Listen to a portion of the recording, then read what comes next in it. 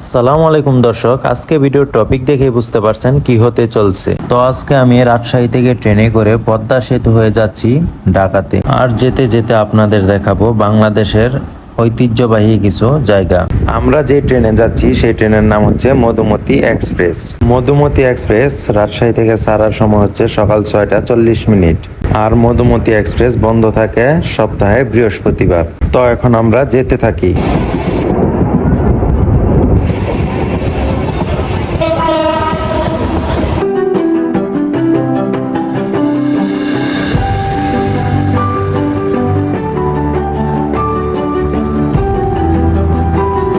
যেতে যেতে হঠাৎ আমাদের চোখে পড়ল বাংলাদেশের একমাত্র পারমাণবিক বিদ্যুৎ কেন্দ্র রূপপুর পারমাণবিক বিদ্যুৎ কেন্দ্র।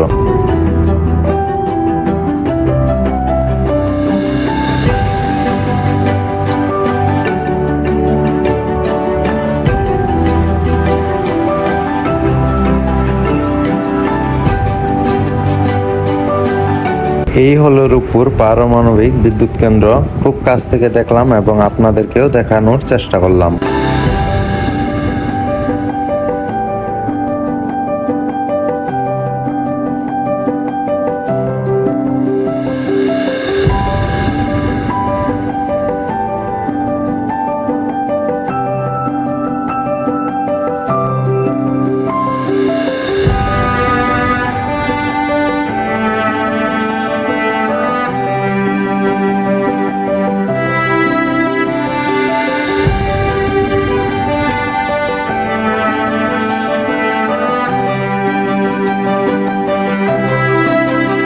আর ঠিক রূপপুর পারমাণবিক বিদ্যুৎ কেন্দ্রের সাথেই পাকশী রেলওয়ে স্টেশন। আর পাকশী রেলওয়ে স্টেশনের পর থেকেই কিন্তু হার্ডিঞ্জ ব্রিজের শুরু। এইখানে আসলে আপনি তিনটা দৃশ্য একসাথে উপভোগ করতে পারবেন। এক, রূপপুর পারমাণবিক বিদ্যুৎ কেন্দ্র। 200 বছরের পুরনো হার্ডিঞ্জ ব্রিজ, যা ব্রিটিশদের তৈরি। 3, লালন শাহ সেতু। এই হার্ডিঞ্জ ব্রিজ নির্মাণ কাজ শুরু হয় 1909 সালে এবং শেষ হয় 1915 সালে। আর হার্ডিঞ্জ ব্রিজের নামকরণ করা হয় ভাইসরয় লর্ড হার্ডিঞ্জের নাম অনুসারে। আপনারা জানলে খুবই অবাক হবেন যে হার্ডিঞ্জ ব্রিজের বয়স বর্তমানে 109 বছর। হার্ডিঞ্জ ব্রিজ পার হচ্ছিলাম আর অবাক হয়ে ভাবছিলাম আজও কিভাবে 100 বছরের পুরনো ব্রিজটি মাথা উঁচু করে দাঁড়িয়ে আছে।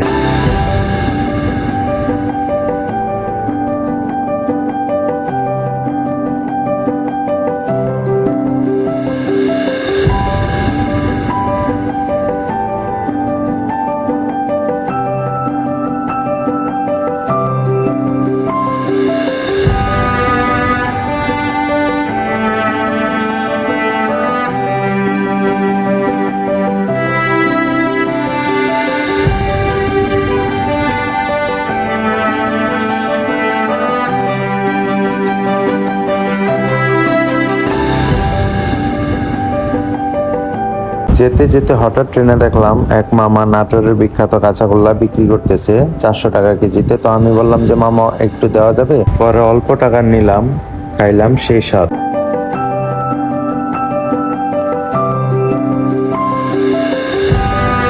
তারপর আমরা দীর্ঘ অপেক্ষার পর দেখা পেলাম স্বপ্নের পদ্মা সেতু।